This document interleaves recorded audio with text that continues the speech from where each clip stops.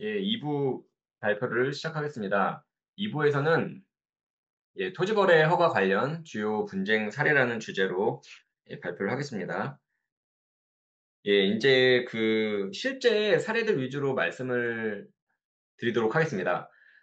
첫 번째 이제 Q&A식으로 그 자료를 구성을 했습니다. 그 질문을 보시면 매도 약정인, 그러니까 매도인 입장에서 약정금 배액을 반환하면, 그러니까 약정금을 이제 매도 약정인이 받으시죠. 약정금의 배액을 반환하면 매매 약정서를 해지하는 것이 가능한가요? 매수 약정 입장에서는 이미 지급한 약정금을 포기하면 매매 약정서를 해지하는 것이 가능한가요? 이것은 뭐 사실은 어떻게 보면 약간 상식적인 것이어서 뭐 당연한 거 아니냐 이제 이렇게 생각하시는 분들이 많을 거예요. 그래서 여기 지금 답변도 그 앤서 답변도 배액을 반환하면 해지가 가능하다. 약정금을 포기하면 해지가 가능하다. 이렇게 이제 기재를 해놨고요. 통상적인 해약금 규정은 여기 쌍따옴표로 표시를 해놨습니다. 아까 제가 일부에서 보여드렸던 그 매매 약정서 양식에 있던 규정인데요.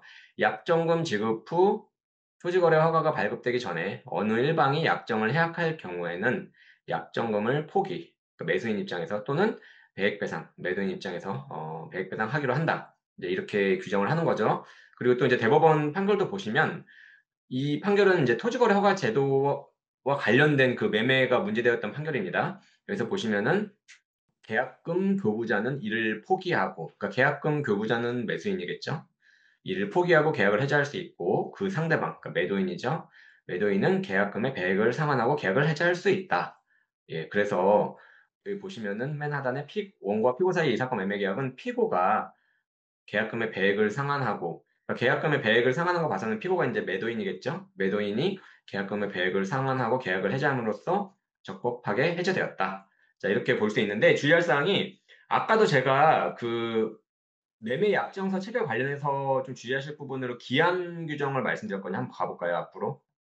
기한 규정 삽입에서 동그라미 3번 배액배상 혹은 포기 후 해제가 가능한 시점이 언제까지냐 했을 때 지금 다시 또 돌아보겠습니다.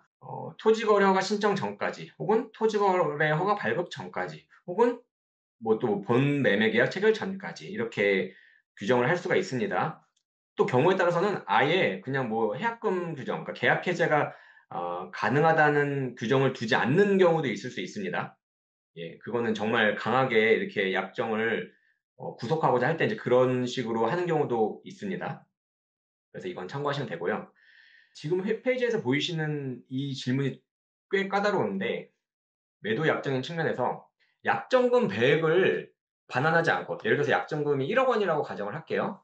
그러면은 매도인이 1억을 받았죠. 근데 배액을 반환해야 되니까 2억 원을 반환하지 않은 채 매매 약정서만 해지하는 것이 가능한가요? 혹은 또 이렇게 질문을 바꿔볼 수도 있어요.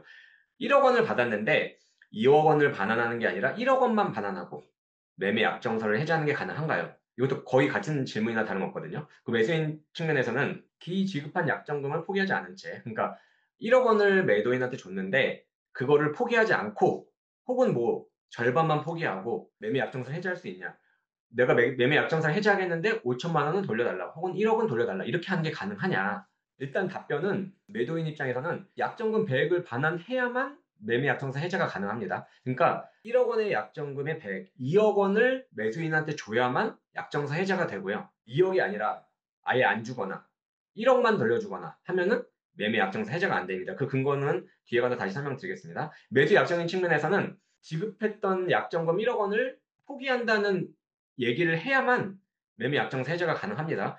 예를 들어서 내가 지급한 1억 원 약정금 돌려달라 하면서 나는 이거 매매 약정서 해지하겠다, 파기하겠다 이렇게 얘기하는 거는 허용이 안 된다는 거죠. 그 통상적인 해약금 규정은 앞에서 이제 살펴본 거랑 동일한데 여기 대법원 판결 한번 볼게요.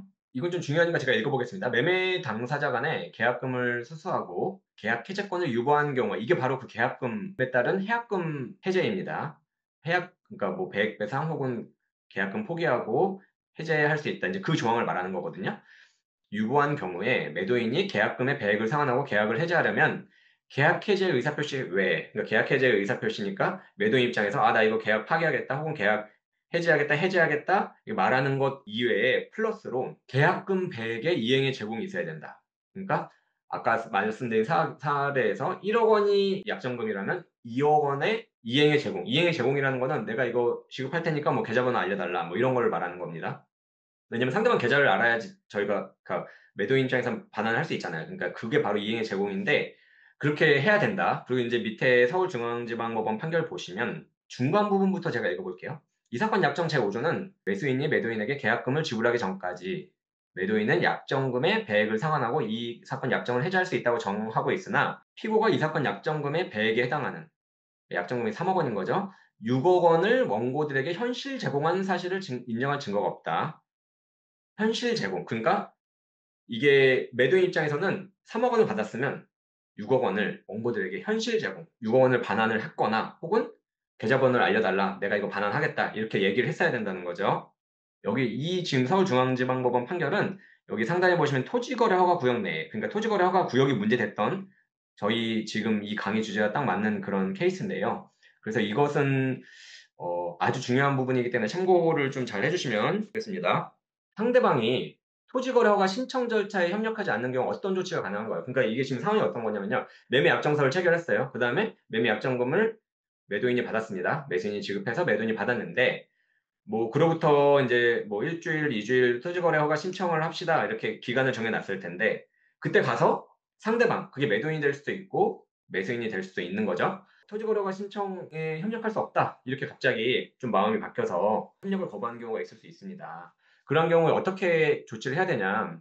답변은 아까도 말씀드렸지만 일단 토지거래 허가 신청은 매도인, 매수인이 공동으로 신청해야 되기 때문에 어느 일방이 협력을 거부하면은 신청서를 제출할 수가 없어요. 그러니까 받아주질 않습니다. 그게 공동명의이기 때문에. 그럼 여기 지금 괄호 1번, 괄호 2번이 나와 있는데, 제가 이제 이런 식의 그 상담 요청을 받으면 항상 여쭤보는 게, 지금 매매 약정서를 그대로 이행하고 싶으신가요? 아니면 파기하기를 원하시나요? 해지하기를 원하시나요? 그걸 항상 물어보거든요. 그래서 그거에 따라서 대응 조치가 달라지는 겁니다. 만약에 매매 약정서를 그대로 이행하고 싶다. 뭐 매도인이 되셨든 매수인이 되셨든 그대로 하고 싶다 하면은 만약에 상대방이 거부하면 결국에는 소송 제기밖에 방법이 없습니다. 그러니까 상대방을 피고로 해가지고 토지거래 허가 신청에 따른 그런 협력 의무를 이행하라. 토지거래 허가 신청 절차에 협력하라. 이런 소송을 제기할 수 있거든요. 그래서 여기 대법원 판결도 보시면은 맨 아래 네 번째 줄 보시면은 이러한 의무에 위배하여 허가 신청 절차에 협력하지 않는 당사자에 대하여 상대방은 협력 의무의 이행을 소송으로서 구할 이익이 있다. 그래서 이 판결을 받으면 아까는 토지거래원 신청서가 이제 공동명의였잖아요. 근데 판결을 받으면은 그냥 단독 명의로 판결을 붙여가지고 신청서를 지자체에 내면 이제 허가가 나오는 거죠. 그렇게 흘러가게 되고요.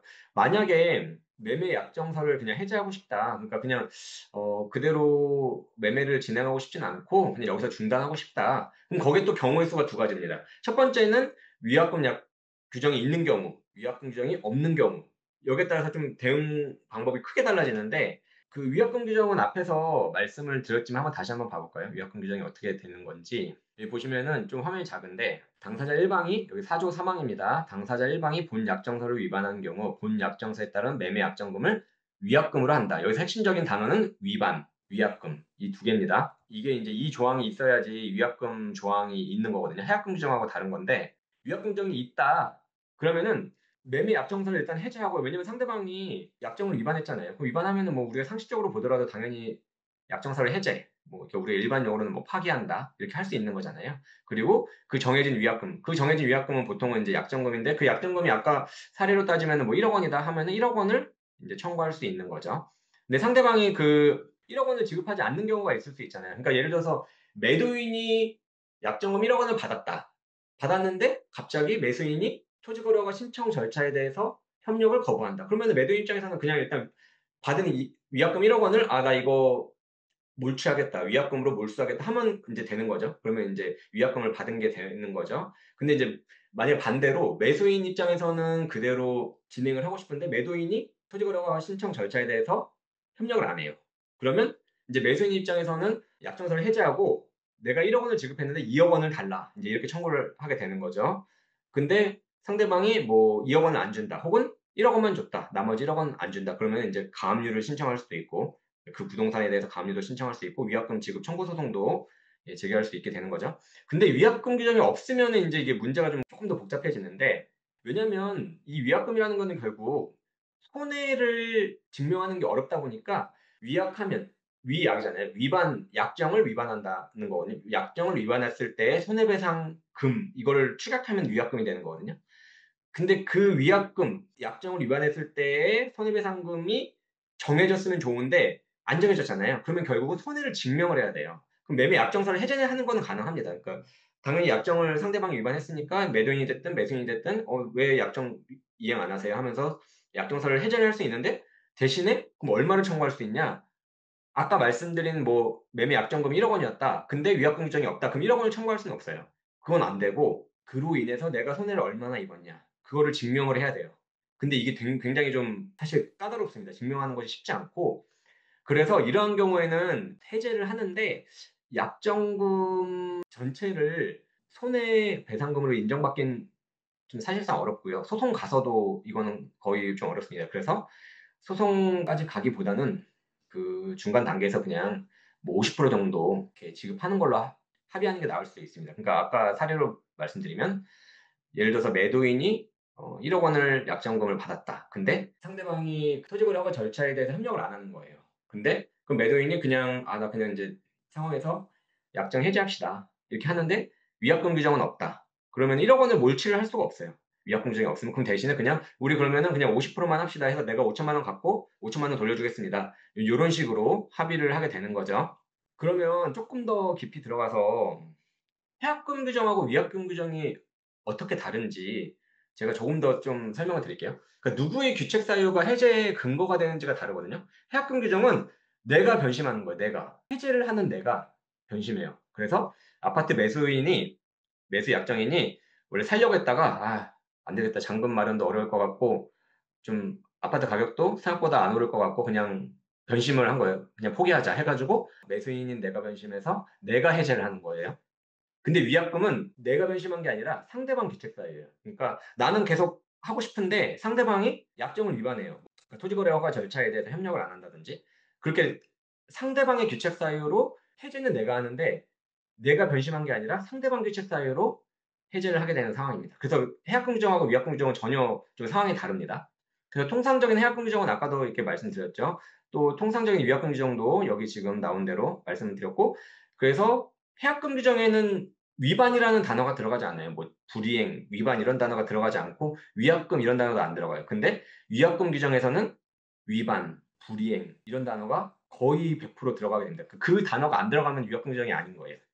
그래서 해약금 규정과 위약금 규정은 별개이기 때문에 위약금 규정이 별도로 존재해야 한다. 그래서 제가 아까 보여드렸던 매매약정서 양식에서도 위약금 규정이 별개로 존재했죠. 여기 대법원 판결 한번 제가 읽어보겠습니다. 유상계약을 체결함에 있어서 유상계약이라는 것은 뭐 매매계약, 임대차 계약, 뭐 이렇게 돈에 대한 어떤 대가적 성질을 갖는 계약을 말하는 건데요. 계약금이 수수된 경우 계약금은 해약금의 성질을 가지고 있어서 그러니까 해약금 우리 그 배액 배상 혹은 포기하는 그거 말하는 거죠. 그래서 해지할 수 있는 그걸 말하는 건데 이를 위약금으로 하려면 특약이 있어야 된다. 별도 약정이 있어야 된다. 그게 없으면 계약이 당사자 일방의 규책 사유로 인해 해제되었다고 하더라도 상대방은 계약 불이행으로 임은 실제 손해만을 배상받을 수 있다. 계약금, 그 약정금 1억 원이 당연히 기속되는 거 아니다. 아까 말씀드렸죠. 매도인이 1억 원을 받았고 근데 갑자기 매수인이 토지거래 허가 절차에 대해서 협력을 안 한다. 그래서 매도인이 계약을 해제를 했어요. 왜 이행을 안 하냐 하면서 해제를 했는데 위약금 규정이 없는 거예요. 그러면 내가 매도인 입장에서 설령 1억을 받았어도 1억을 다 몰수할 수가 없는 거예요. 여기 지금 보시면 밑에 줄에 나오죠. 당연히 기속되는 게 아니다. 상대방, 매도인에게 당연히 기속되는 것은 아니다. 매도인이 입은 실제 손해를 증명을 해야 되는 거예요. 그래서 이 위약금 규정이 있느냐 없느냐에 따라서 권리보호 정도가 크게 달라집니다.